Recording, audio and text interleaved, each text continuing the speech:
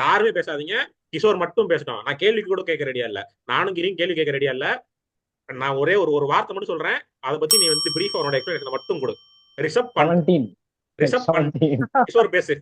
நான் யாருமே எதுவுமே கேட்கல, அண்டர் பேச பேசு. ப்ராசஸ் அண்டர் ப்ராசஸ்ல இருக்கான்டா, ப்ராசஸ்ல இருக்கான். என்ன அண்டர் ப்ராசஸ்ல இருக்கான்? கிட்டத்தட்ட 18 வருஷமா அண்டர் ப்ராசஸ்ல இருக்கேன். நான் சின்ன பிள்ளைல இருந்து கிரிக்கெட் பாக்குறேன்டா. நான் சின்ன பிள்ளைல இருந்து கிரிக்கெட் பாக்குறேன், ஃபர்ஸ்ட் ஸ்டாண்டர்ட்ல இருந்து பாக்குறேன்.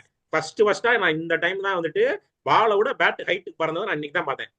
என்னடா சீசன் இது? இல்ல இல்ல நான் சொன்னேன்ல கேப்டன்சி அஃபெக்ட் ஆகும் பேட்டிங்ல, சொன்னேன்ல நானு. கேப்டன்சி மட்டும் இல்லடா, அமௌண்ட் இல்ல டீம். நான் ஒத்துக்க மாட்டேன். நான் ஒரு பாயிண்ட் சொல்லணும், நான் ஒத்துக்க மாட்டேன். ஏன்னா கேப்டன்சி அஃபெக்ட் ஆகாத இது ஒரு ரீசன் கிடையாது. இவன் அடிக்கலன்றது, ரன் வரலன்றதெல்லாம் மேட்டர் கிடையாது.